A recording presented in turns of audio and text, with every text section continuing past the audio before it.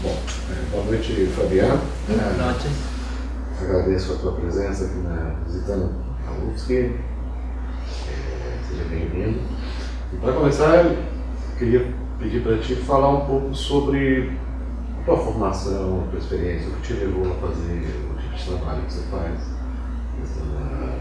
tanto pequenininha. Para começar, que você se apresentasse um pouco. Bien. Efectivamente, el proyecto de la antropotecnia es un resultado tardío. Mi formación, en la graduación, fue doble porque fue en ciencias sociales y en filosofía, por un lado, que funcionaban un poco una como antídoto de la otra, en un momento sobre todo en que en Buenos Aires la filosofía analítica de pronto era muy monopólica y para poder estudiar otras cuestiones que tuvieran que ver con la historia, con la antropología, era necesario relacionarse con las ciencias sociales, así que mi formación fue paralela en ambas disciplinas y al mismo tiempo una tercera fase de esa formación fue en filología clásica, grecolatina sobre todo, al comienzo, que continúa siendo cada una de esas áreas de formación esenciales para mi carrera. Pero la primer área de interés sobre la que trabajé fue el Renacimiento italiano. De hecho, mi tesis de doctorado fue sobre el neoplatonismo italiano, sobre Marsilio Ficino, que la hice en Francia, en la École d'Institut en Sciences Sociales de París, y justamente la llegada a Francia y a Italia para el estudio del Renacimiento provocó encuentros filosóficos que fueron determinantes. Primero con Jacques Derrida, que fue una figura central justamente para volver sobre la historia de la filosofía de una manera completamente diversa a como el cursus académico lo solía ver. Y por supuesto también, casi paralelamente, el encuentro con Giorgio Agamben y su filosofía, su rehabilitación también del método genealógico, histórico, desde una perspectiva también completamente diversa a la que se venía realizando desde la disciplina histórica. Entonces, esos encuentros fueron muy importantes a la hora de dirigirme primero al abordaje del Renacimiento mismo. La tesis sobre Ficino fue, por un lado, una tesis filológica clásica, pero en la que ya se veía un interés por la modernidad, digamos, como un espacio que debía ser indagado. Pero al mismo tiempo, mientras estaba realizando mis estudios sobre el Renacimiento, sobre las fuentes clásicas y su llegada a la Florencia renacentista, también seguí formación en Derecho Romano y en Historia de la Teología. Por lo tanto, una vez que terminó el ciclo doctoral, comencé a concebir un proyecto en el que todo esto pudiera confluir, digamos, estas diversas influencias pudieran confluir en lo que yo verdaderamente quería hacer, digamos, que era al principio, comenzó como un proyecto de genealogía del poder, en particular del derecho y de la teología, y después terminó mutando, digamos, además una línea genealógica, en una revitalización, digamos, de la metafísica, y de allí que surgió el proyecto de la espectrología, que de alguna manera es un entrecruzamiento entre esa línea genealógica y esa línea metafísica. El primer volumen sobre antropotecnia es una línea, comienza siendo una genealogía y termina abriendo la puerta hacia una metafísica de la espectralidad, que es lo que estoy trabajando en este momento. E nesse processo, quando termina a tua fase europeia, quando começa a tua fase de volta para a Argentina? Y la fase europea comenzó en el año 2000 y la vuelta a Argentina fue más o menos en el 2007. Sí, son 7 años de un interregno europeo, digamos, donde además fue un periodo de transformación radical en la Argentina, porque coincidió, me fui, digamos, de un país y volví a otro completamente diverso, sí, donde además del país que me fui, digamos, este tipo de investigaciones no eran ni remotamente posibles, digamos, salvo raras excepciones que hay en la historia argentina de trabajos y de autores a los que me siento cercano, y tradiciones de la ensayística a los que me siento cercano, por ejemplo Martínez Estrada, Héctor Murena, pero en los años 90, digamos, los años de mi formación, no era eso lo que primaba en absoluto. Argentina sufrió ahí la mutación histórica producto de la crisis económico-social del 2001 y se reconfiguró completamente también los espacios del saber en ese momento, y a mi retorno, bueno, el horizonte era distinto y este tipo de investigación de pronto podía ser posible, digamos. Sí. Sí. Pienso que también fue una mutación a escala, por lo menos del cono sur, diría yo. No sé si me equivoco en esa apreciación, pero creo que fue un proceso, por lo menos, del cono sur seguro, en los mismos años. Sí. Fabiano, o retorno à metafísica e o interesse renovado na cosmologia, não só no seu trabalho, mas como também de outros filósofos, coincide no sentido forte da palavra com a catástrofe ambiental em curso causada pelo ser humano.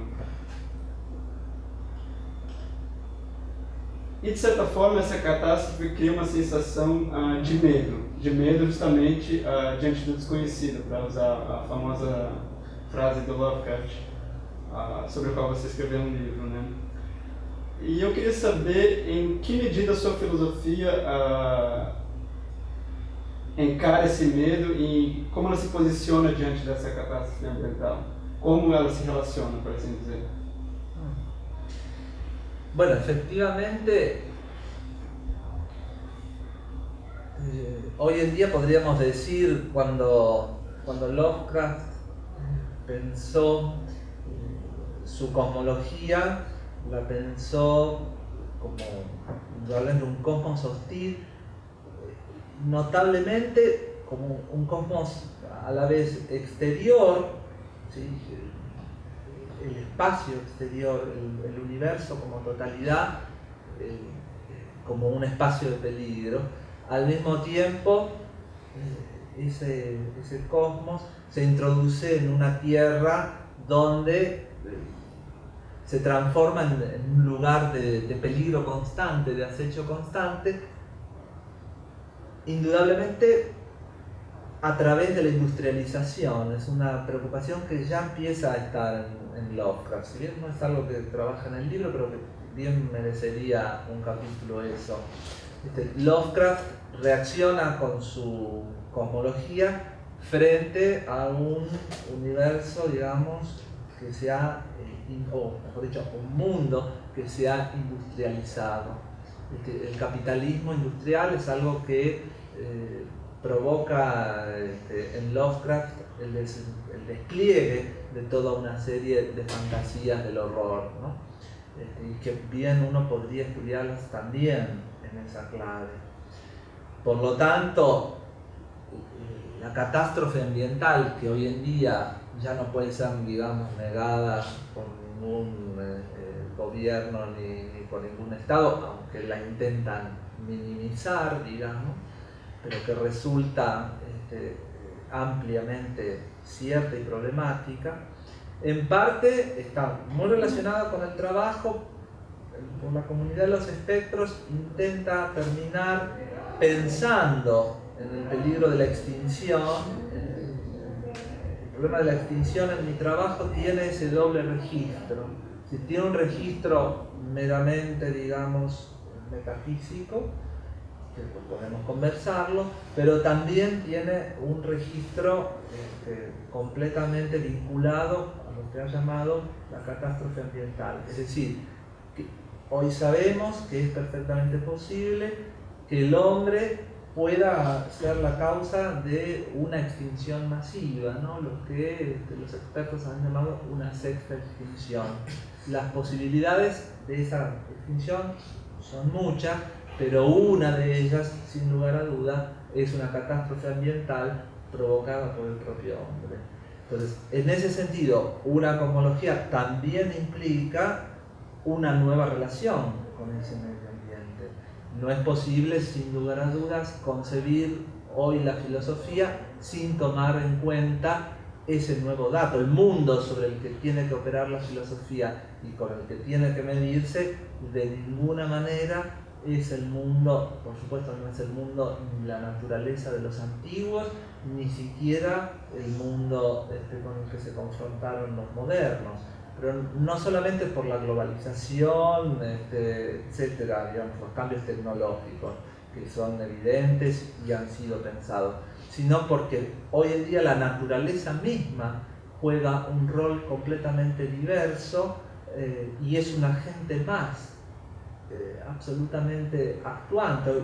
Basta pensar que las catástrofes ambientales, tsunamis, terremotos, etc., hoy en día forman parte del proceso civilizatorio. Es decir, no es posible pensar una filosofía desvinculada de estos agentes naturales, que son agentes por fuera del mundo humano, que intervienen directamente sobre él. Y por lo tanto, sí, una cosmología implica una metafísica del universo, pero también, desde luego, se traduce un poco desde ese macrocosmos al microcosmos en el que habitamos nosotros. No está en absoluto disociado, o en todo caso, pienso yo, no debe estar disociado la reflexión entre uno y otro. Lo que se piense con respecto al cosmos exterior a la Tierra vale para lo que se piense en el cosmos interior a la Tierra. En pensadores como Lovecraft, en escritores como Lovecraft, creo que eso ya está en ciernes, ya se puede apreciar ese doble juego, ¿no? Pero hoy en día es absolutamente, me parece necesario pensarlo, pero no solamente como una mera filosofía del medio ambiente, digamos, que también existe, algo así, sino de una manera mucho más radical. No se trata de una filosofía del medio ambiente como algo, no sé, externo y que observamos, el medio ambiente, no. Al contrario, es formador de lo humano, y por lo tanto un agente esencial en el proceso de hominización, que es un proceso que no concluye nunca, ¿sí? Es un proceso que no está concluido ni concluirá nunca, es un proceso en constante curso, y por lo tanto hoy en día la catástrofe ambiental, si no es tomada en cuenta seriamente, incluso amenaza con la propia supervivencia de la especie. Algo de lo cual, pienso, la filosofía tampoco todavía ha podido responder adecuadamente. a eso, ¿no? Es decir, no obstante haber estado en el pasado preocupada justamente por la relación con la naturaleza. Hoy debemos retomar esa preocupación con la naturaleza porque además se revela como mucho más grave que nunca, mucho más seria que nunca. Hoy se juega el destino verdaderamente del hombre en lo que se haga con respecto a esa catástrofe natural. Bueno, Fabián, yo te había confesado hace unos minutos mi pasión también filológica, así que en relación a los espectros que nos asisten, de los cuales estamos también ensayando, te quería hacer la siguiente pregunta. Espectro está íntimamente conectado con la esfera de la mirada. Spectrum, que algunos lo traducen como simulacro, que a su vez viene de spectare, y de spectre, ¿no? ¿Cómo se explicaría desde tu teorización, respecto de un principio no antrópico, del hombre como fin, la afinidad del espectro con alguien o algo que mira? ¿O es que de alguna manera la metafísica que contemple los espectros vendría a erosionar un paradigma fundado en la primacía del sentido de la visión, lo que vemos, en detrimento de aquello que ciega y sordamente nos mira? En síntesis, ¿cómo leer el spectare en una comunidad de espectros? Sí, es una pregunta muy interesante porque ahí se juega, pienso, también más allá de mi propio trabajo, las perspectivas de la nueva metafísica, de las nuevas metafísicas en plural, digamos, que se están intentando realizar en distintas partes del mundo, de las cuales son muy diversas entre sí, pero tienen justamente un núcleo interesante, tal vez un punto de partida común, que responde a si se puede salir del círculo antropológico, digamos, kantiano, ¿no? Es decir, si justamente es el sujeto en su correlación con el mundo el que establece la verdad, digamos, de la relación, ¿no? En ese sentido, todas las filosofías que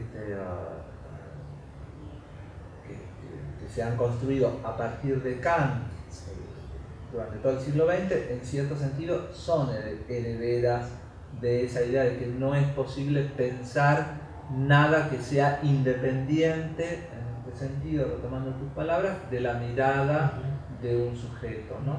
Es decir, es el sujeto que mira el que de una u otra forma establece o confirma o introduce en su esfera trascendental aquello que observa, ¿no? Y si no fuera por esa mirada, lo que se observa no existiría. In extremis, digamos, es así. Ya sea que se tome una deriva trascendental o una deriva, por ejemplo, histórica, ¿no? Entonces, en ese sentido,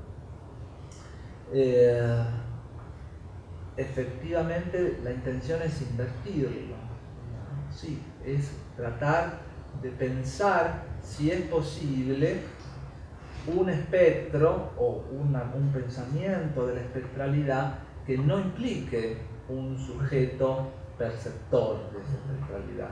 Es decir, cómo podemos pensar un espectro que nos mira, o que mira, diría yo, simplemente, que mira, no importa que mire, pero que mira, no necesariamente a nosotros, aunque también a nosotros, pero que mira, y donde no es necesaria la presencia del sujeto humano para que éste exista. En ese sentido, el espectro no lo concibo como una creación, digamos, de la imaginación humana, ni como una pesadilla propia de los hombres, sino que lo intento pensar como aquella esfera que preexiste incluso la existencia humana, ¿no? es una esfera con la cual el hombre se encuentra, como tantas otras, como por ejemplo el mundo. El mundo es una esfera con la que el hombre se encuentra y que lo precede. En ese sentido, resulta aparentemente más sencillo de pensarlo porque es una dimensión material y entonces el pensamiento contemporáneo es muy afecto a pensar que si es material es tangible y por lo tanto mucho más verosímil la posibilidad. Sin embargo, creo que hay que pensar también otras dimensiones, como es la espectral, que no es una dimensión material, pero que también puede ser pensada como preexistente, ¿no? Un poco el desafío de la metafísica espectral es tratar de hacer eso. En ese sentido se distingue, por ejemplo, de la espectrología derridiana, que es una espectrología aún anclada en la mirada, es decir, es fenomenológica y por lo tanto el espectro es una forma de la imagen y al ser una forma de la imagen es una forma de la imagen percibida, aunque sea tal vez la condición de toda imagen percibida, pero aún es una imagen percibida. Mi intento es justamente salir del perceptor para invertir esa dialéctica. Y sí, puede haber espectros aunque no haya hombres, digamos. Ese es el desafío que intentaré mostrar.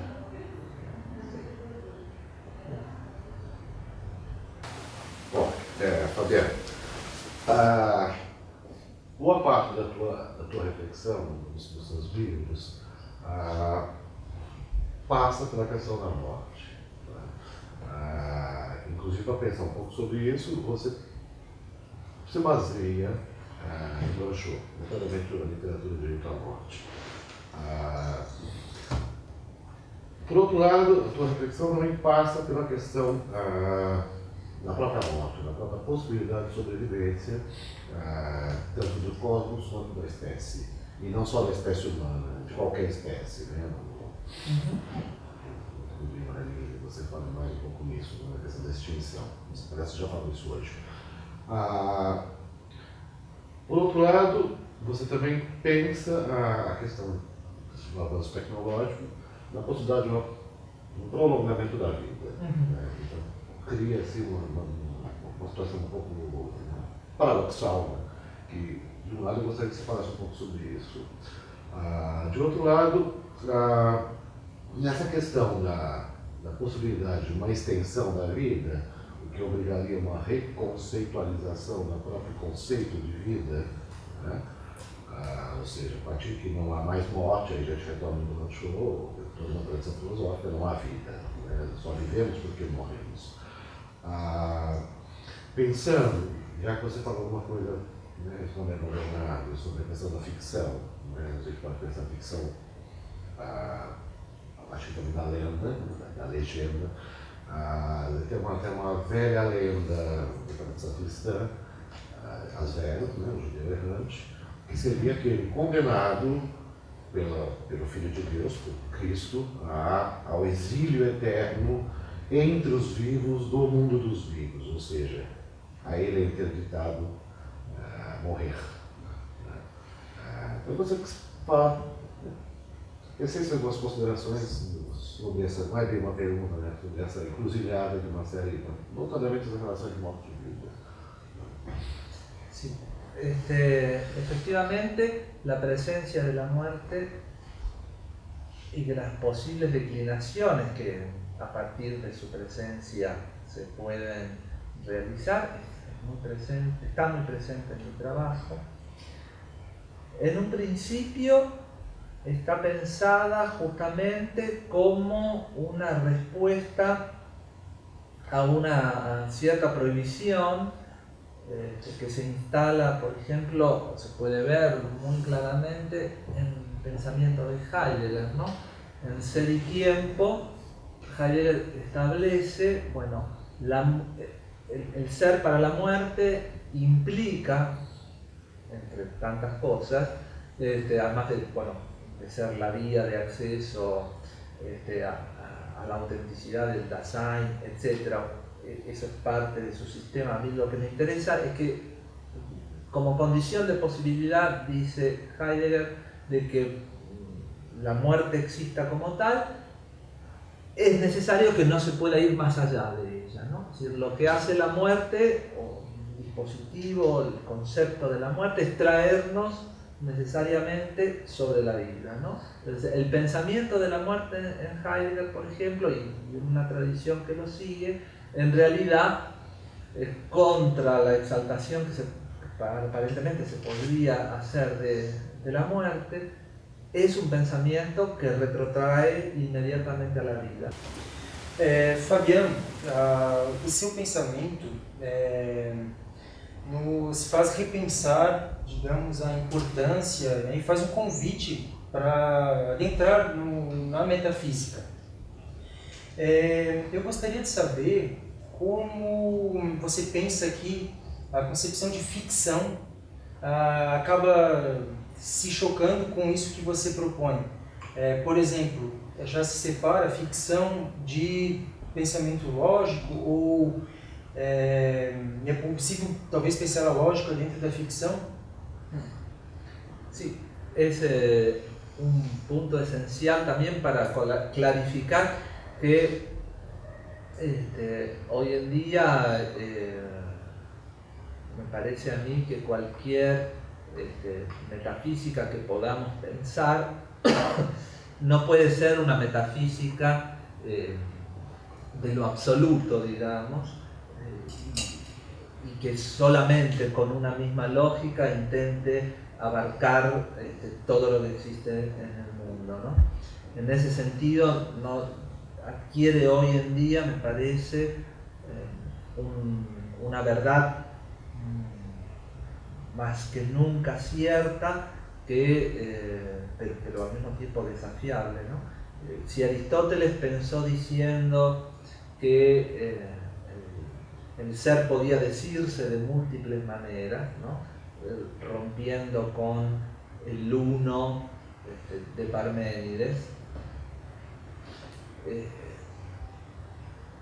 no siempre la filosofía fue fiel, digamos, a ese designio aristotélico. El ser se dice de múltiples maneras, pero creo que cuando se intentó pensar eso con seriedad, digamos, hasta el final, en particular con los herederos medievales de Aristóteles, tanto árabes como latinos, se llegó a pensar en una categoría que es justamente la de ficción, que es una forma del ser que no se corresponde con, por ejemplo, la conformación de materia y forma propia de los objetos que forman el mundo, ¿no?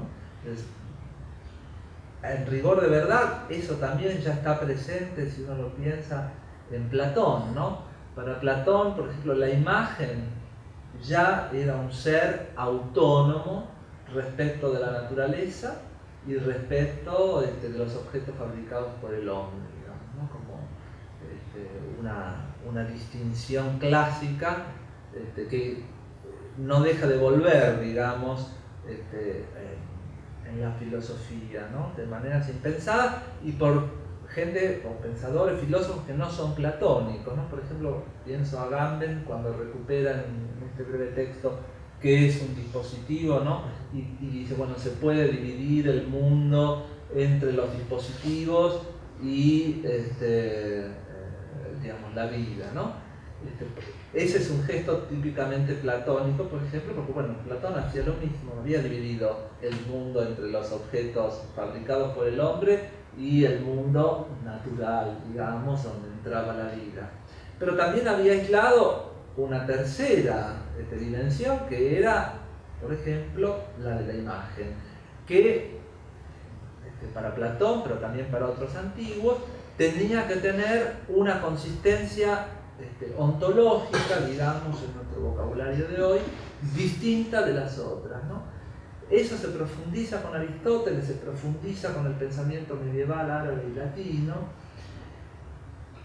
Y los más interesantes, efectivamente, pensadores medievales que abordan esta cuestión, llegan al problema de la ficción, y cuando tocan ese problema de la ficción, allí digamos, se llega a un punto de máxima tensión, digamos, un punto extremo, porque ¿cuál es el estatuto que tiene la ficción? Que, por supuesto, lo más fácil es pensarlo, y muchas veces se ha pensado, justamente como un correlato cognitivo propio del hombre, ¿no?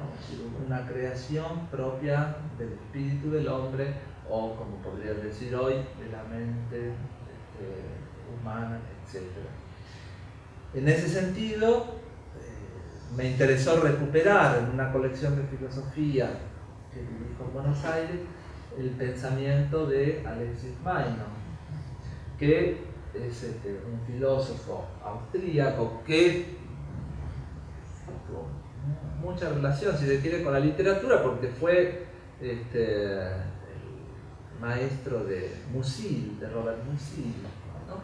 Que estudió con él. Y efectivamente, allí Meinong plantea algo que hoy en día resulta, creo yo, de fundamental importancia, es decir, pensar que la ficción, el estatuto de la ficción, ni siquiera puede ser pensada dentro de la ontología tradicional. Es decir, que no puede ser pensada simplemente como una dimensión del ser, sino que al contrario, es una dimensión que está más allá del ser, allende el ser. Entonces, con Meinong y con, me parece que representa primero un gran desafío a toda la fenomenología, digamos que fue quien, para empezar, enterró el pensamiento de Meinong, ¿no? La idea de que podía haber primero una multiplicación y que los objetos imposibles, una montaña de oro, por ejemplo, pudiera tener una existencia, un tipo de existencia. Horrorizó, por supuesto, a los lógicos y horrorizó a los fenomenólogos, que inmediatamente lo condenaron al ostracismo.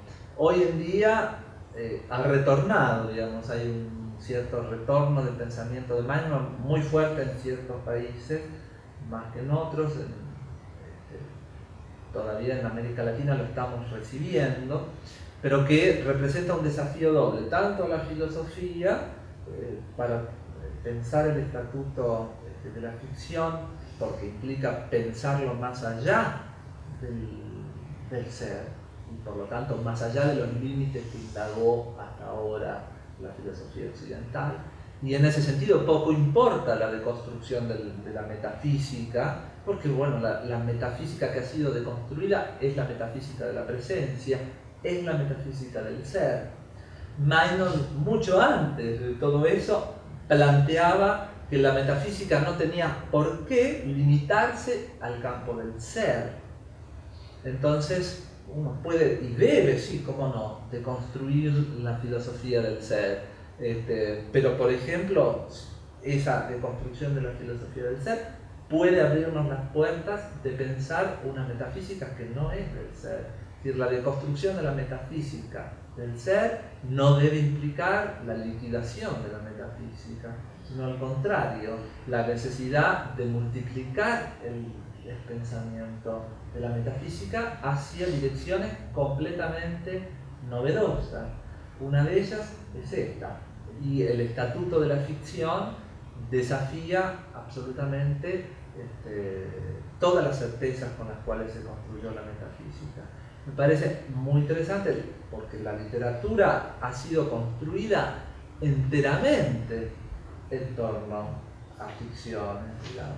Se la suele llamar, incluso en ciertas lenguas, ficción a la literatura directamente. Es una especie de sinónimo en inglés, fiction, ¿no? Como prácticamente sinónimo de literatura, podemos decir, grosso modo.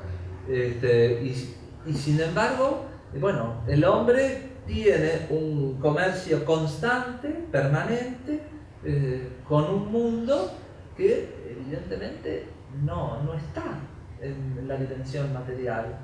Es una constatación evidente, pero para nada fácil de aceptar, pero no obstante hay que hacerlo.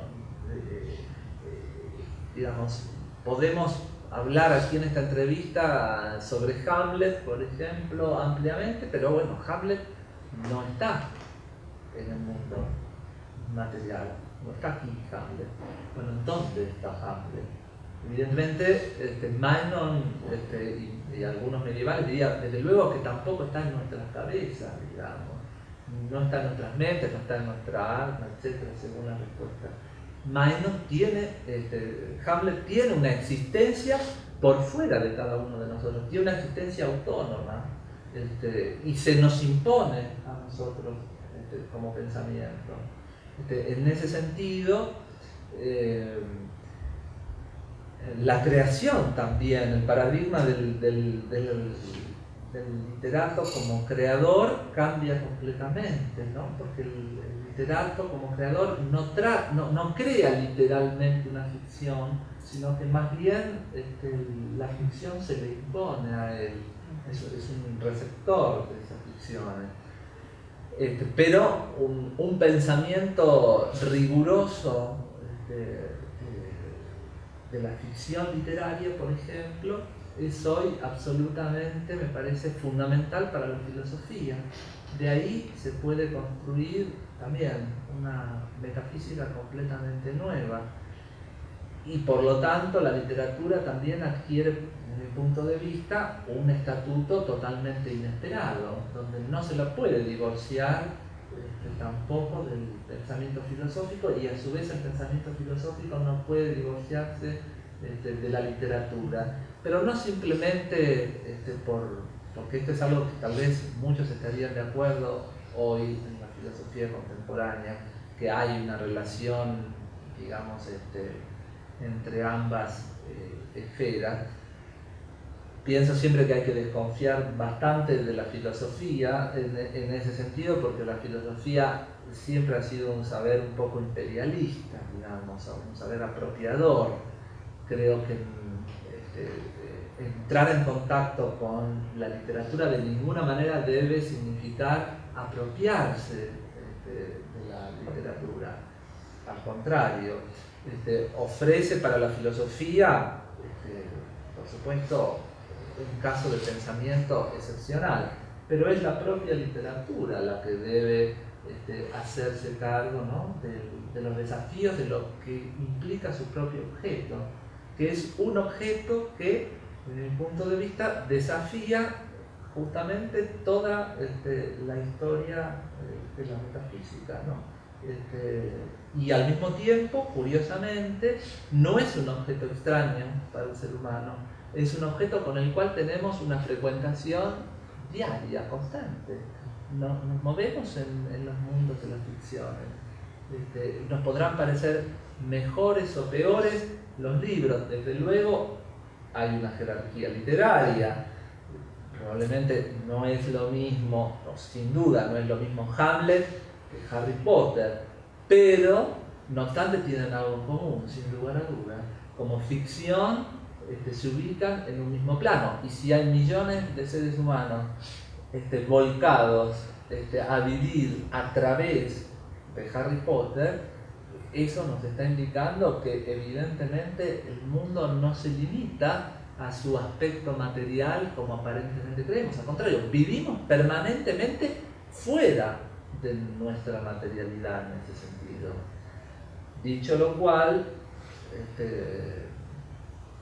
creo yo, la espectrología no es exactamente maynonguiana, digamos. Creo que revela una dimensión distinta, pero es parte de la multiplicidad de lo que hoy debe ser pensado, ¿no? Por eso creo que no se puede hablar de metafísica en singular, o si se lo hace, hay que pensar que es siempre un plural, digamos. Siempre una metafísica en singular es nada más para designar un conjunto cuyos elementos son completamente diversos.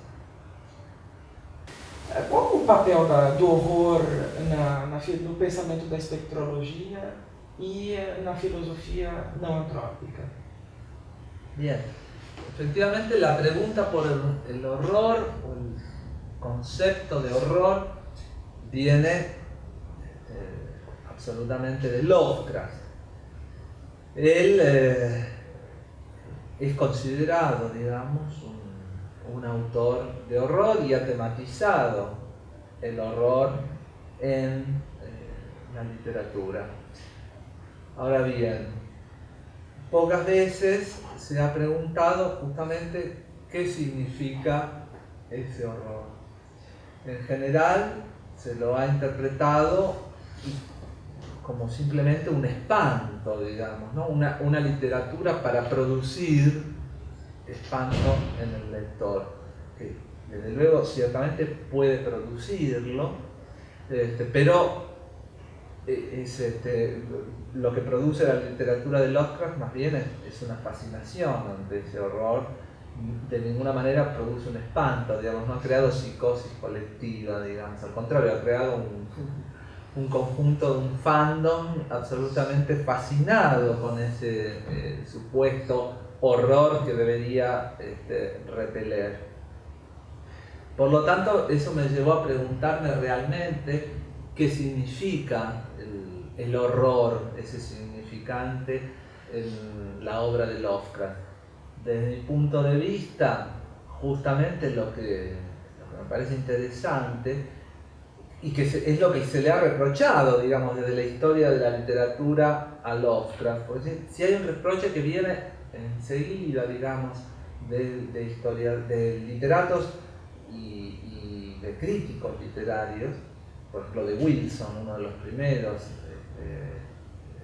que se pronunciaron sobre eso, es decir, bueno, Lovecraft no es tan buen escritor porque tiene que recurrir justamente al recurso del horror para poder manejar aceptablemente las intrigas, etc. Y abusa incluso de la palabra misma, horror, horroroso, aberrante, sinónimos parecidos, que él efectivamente con mucha conciencia introduce en su narrativa de manera constante, ¿no? Y eso se le ha reprochado como un efecto de estilo, digamos. Cuando creo puede uno buscarle más o menos, pero si algo que no tiene Lovecraft es improvisación. Si eso está colocado a recoger a alguien absolutamente obsesivo con el trabajo literario, y con la corrección y con la reescritura. Y en general obsesivo en todas las gamas de su vida, ¿no? Pero bueno, ese es un tema aparte. En su trabajo, claramente. Ahora, el horror, yo pienso que lo que designa es justamente lo que yo llamo el universo disjunto, ¿no? Es decir, cuando aparece una constatación de un universo que ya no es amigable para el hombre, ya no es un habitáculo para el hombre, sino que se presenta como potencialmente hostil y como una fuerza amenazadora, a partir de ahí aparece el horror. Pero el horror es en ese sentido no debemos quedarnos, digamos, solamente en la constatación. Creo que es, como podríamos decirlo, hoy en día, por eso lo he rescatado, es algo así como la tonalidad fundamental, ¿no?, que tiene la filosofía en nuestro tiempo, por ejemplo, ¿no? Si en alguna época el existencialismo pudo haber pensado, por ejemplo, en la angustia como la tonalidad fundamental, por ejemplo, y derivados, la angustia, la vergüenza, el hastío, etc., el aburrimiento, bueno, las distintas tonalidades que exploró tanto el existencialismo alemán como el francés, la náusea, ¿no?, el Sartre, etc., digamos, y las colocamos en una serie de tonalidades fundamentales que ha explorado la filosofía. Hoy me parece que hay que explorar la tonalidad fundamental del horror, porque efectivamente es la que permite dar cuenta con más razón del mundo en el que vivimos, porque efectivamente el mundo que vivimos tiene un horror en varios sentidos. Por un lado, porque efectivamente el cosmos como tal se presenta como amenazante. Es potencialmente infinito para Lovecraft. No necesariamente que yo lo piense igual, pero Lovecraft dice, bueno, un universo infinito, un universo potencialmente más antiguo que el hombre, no puede ser sino causa primero de una imposibilidad de aprenderlo como una unidad, que fue siempre el sueño antiguo, ¿no? Poder aprender el universo como uno. Lovecraft dice, bueno, no, realmente el universo como uno no existe. El universo estalla en una multiplicidad y en una multiplicidad amenazante.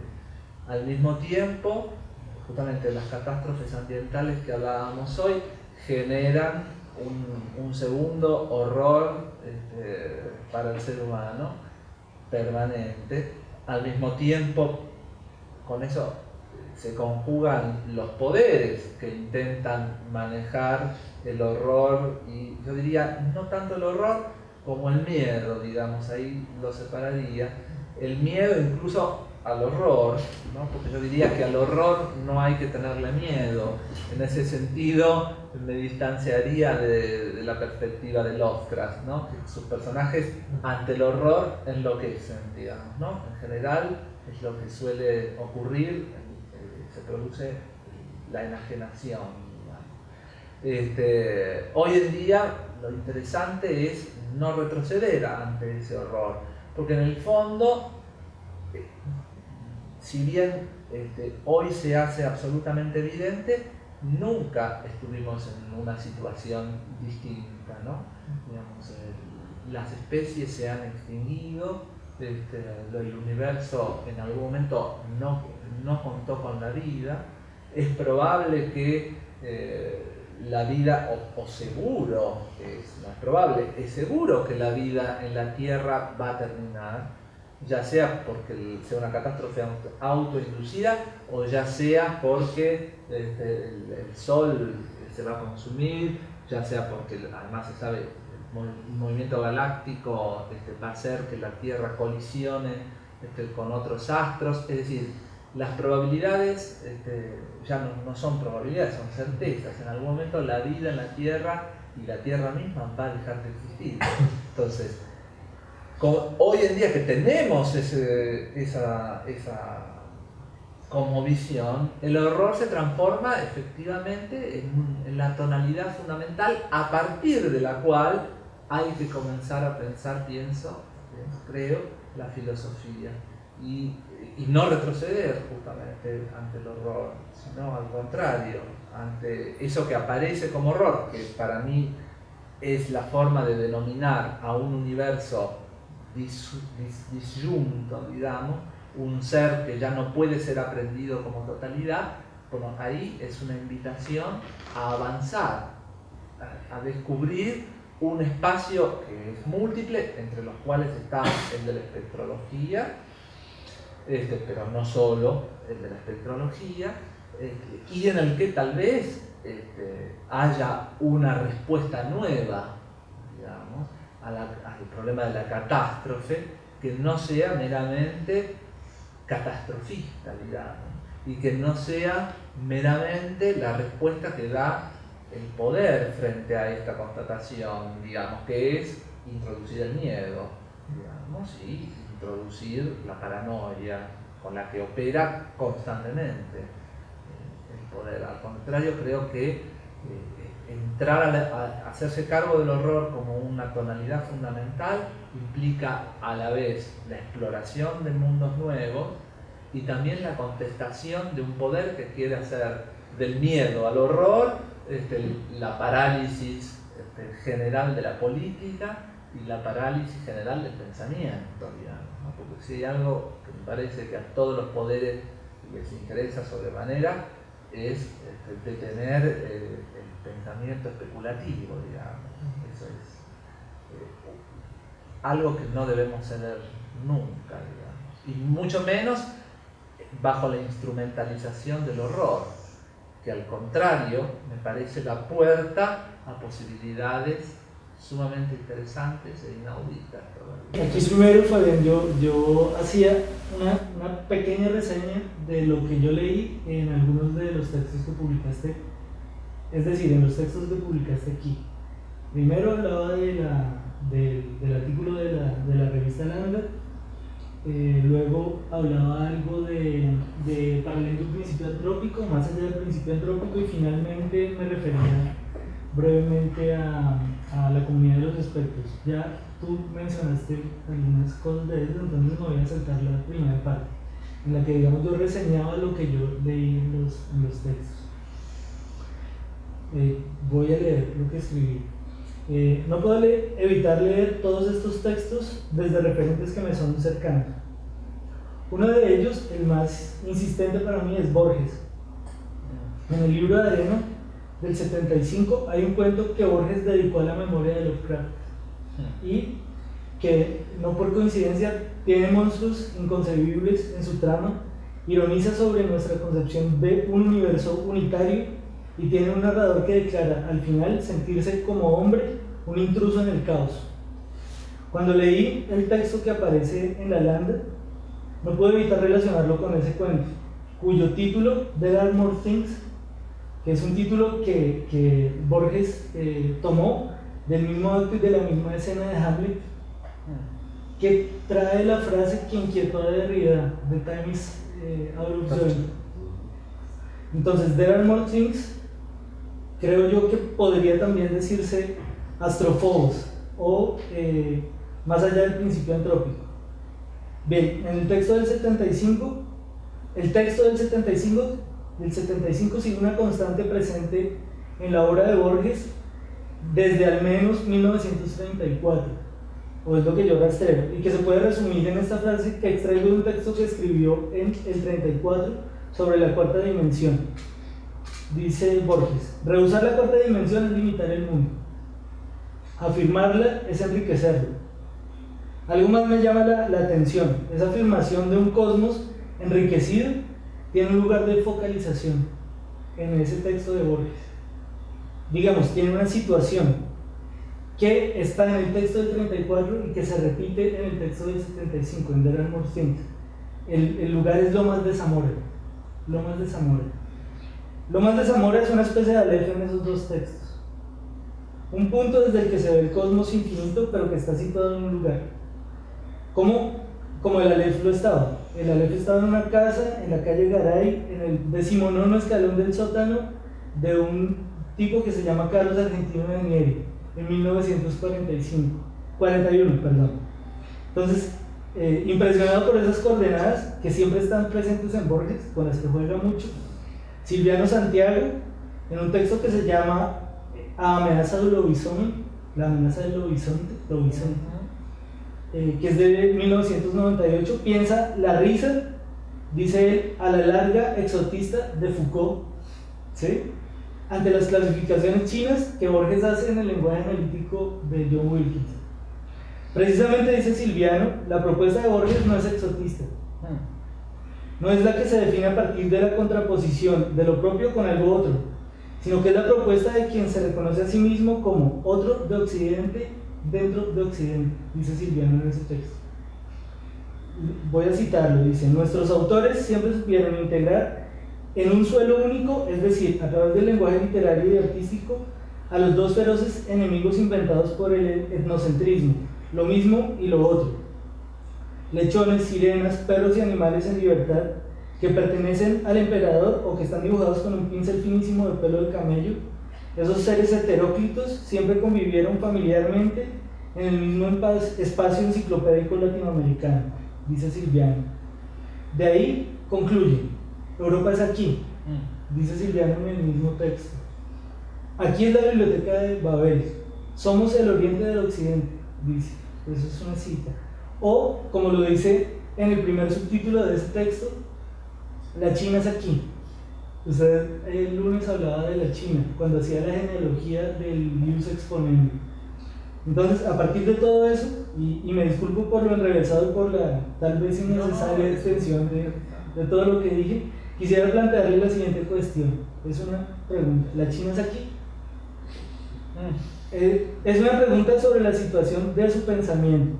¿De qué manera ese aquí opera en el cosmos de sus textos?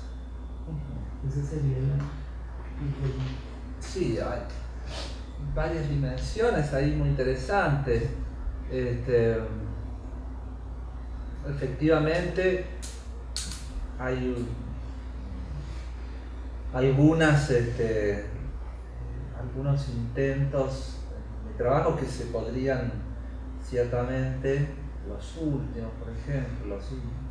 El texto sobre Lovecraft podría decirse tiene algo del universo borgiano, sin lugar a dudas, si bien los otros tienen, me gusta creer que tienen algo de la herencia de Martínez de Estrada. Bueno, el título de la conferencia,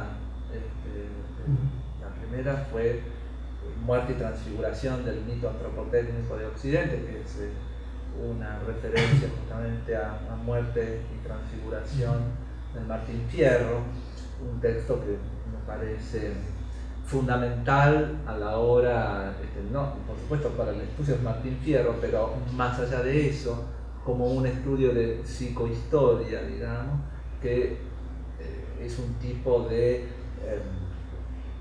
propuesta que hace Martínez Estrada de amplio alcance en el pensamiento literario y filosófico en general, del pensamiento en general en Argentina, que me parece que todavía merece ser desarrollado en toda su potencialidad. Otro tanto podría decirse del enfoque de Murena, que es muy distinto, pero que comparte efectivamente la idea de una cosmovisión. Así que es cierto que la literatura y es cierto que los ensayistas literarios están cerca, digamos, del trabajo que intento llevar adelante. Después, pensar la segunda pregunta, la China está aquí, responde primero la presencia de China, que es la más reciente presencia en el trabajo, la sinología. Responde eso a una inquietud que hoy en día me parece central, que es salir, cuando uno intenta hacer una psicohistoria, que bien podríamos llamar también a mi trabajo así, una especie de psicohistoria, una psicohistoria del poder, una psicohistoria de las ficciones, una psicohistoria de los espectros, etc. Cuando uno intenta dar cuenta de esas estructuras profundas, es necesario salir de los límites del espacio indoeuropeo, digamos, porque hoy en día, por doble razón, primero porque históricamente es una construcción lingüística que supone que no hubo influencias entre mundos diversos, que en realidad sí las hubieron, por ejemplo entre el mundo semítico y el mundo europeo, y esas influencias deben ser exploradas, y al mismo tiempo porque aunque no haya habido contacto directo, psicohistóricamente creo, como Karl Jaspers, que hay una era axial, es decir, un cierto periodo histórico que, digamos, desde el 800 a.C. hasta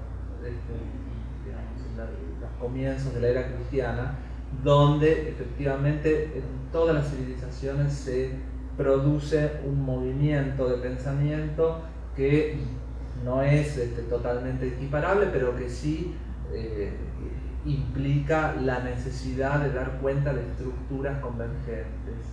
En ese sentido, eso adquiere una importancia, creo yo, hoy especialmente nueva, dado que el mundo se ha globalizado y la concepción que debemos tener de la filosofía no puede limitarse solamente a Occidente. Occidente solamente ha permitido esa incorporación lentamente, cuando, por ejemplo, se permitió incorporar dentro de la reflexión filosófica a las sociedades aborígenes, por ejemplo, trabajo de Ribeiros de Castro parece ejemplar en ese sentido, y mi intento se parece a ese, es decir, en este caso, por ejemplo, con el pensamiento chino. Hoy en día, sin embargo, pensar, no es fácil decir hay una filosofía china, no sé, la filosofía es una palabra absolutamente geográficamente delimitada a un espacio muy específico, pero efectivamente hay algo así como un pensamiento que nosotros podríamos retraducir como filosófico, que merece una comparación hoy más que nunca, porque la China importa para nuestro mundo presente y por venir. Entonces, sí, en un sentido geopolítico, para empezar, la China está aquí, está mucho más de lo que sospechamos, y va a seguir estando en el futuro mucho más. Por lo tanto, la reflexión sobre el pensamiento chino es absolutamente fundamental, sobre todo cuando en China en este momento se está tratando de construir un pensamiento nacionalista basado en una relectura justamente nacionalista del pasado ficticio, que es recreado en función de un poder gobernante, digamos. Hay una lectura muy estatal del pensamiento chino. Y desde los márgenes creo que podemos hacer una lectura completamente diversa, yo diría una lectura deconstruccionista de ese ideal estatal y nacional con que en China se está trabajando sus propios clásicos, digamos. Entonces, en ese sentido también la China está aquí. Y finalmente, sí, la cosmología representa un interés central. Bueno, es un interés que atraviesa a todas las culturas de la era axial. A mí la cosmología me parece hoy en día central simplemente porque siempre lo fue, digamos, para Occidente y para las culturas de la era axial en su totalidad. No se puede pensar ninguna filosofía que ignore la cosmología en la cual está inscrita. Es solamente una filosofía, digamos, reciente la que ha divorciado el pensamiento cosmológico del pensamiento filosófico, adjudicándoselo, digamos, exclusivamente a la ciencia y dedicándose la filosofía simplemente a replegarse sobre su propia historia sin avanzar sobre un conocimiento que aparentemente solamente los físicos, por ejemplo, podrían tener. Al contrario, yo reivindico para la filosofía la posibilidad de pensar la cosmología, que implica, por supuesto, tomar en cuenta los datos de la física teórica, pero que de ninguna manera implica hacer simplemente una epistemología de la física o una glosa de la física. Es decir, la filosofía tiene el derecho y creo el deber también de hacer una reflexión cosmológica propia y desafiar a la física, al contrario, desafiar a la física en su propio terreno. La filosofía no debe abandonar ese objeto que es absolutamente esencial. En ese sentido, esa preocupación sí atraviesa, digamos, todo mi trabajo, desde el Renacimiento hasta ahora. En cierto sentido, también podemos decir que parte de mi trabajo es un trabajo renacentista. Bom, Fabiano, a gente agradece a sua paciência e sua disponibilidade para falar com a gente e queremos que a gente possamos voltar a conversar. Al contrario, un honor para mí haber estado con ustedes esta tarde. Muchas gracias. Obrigado.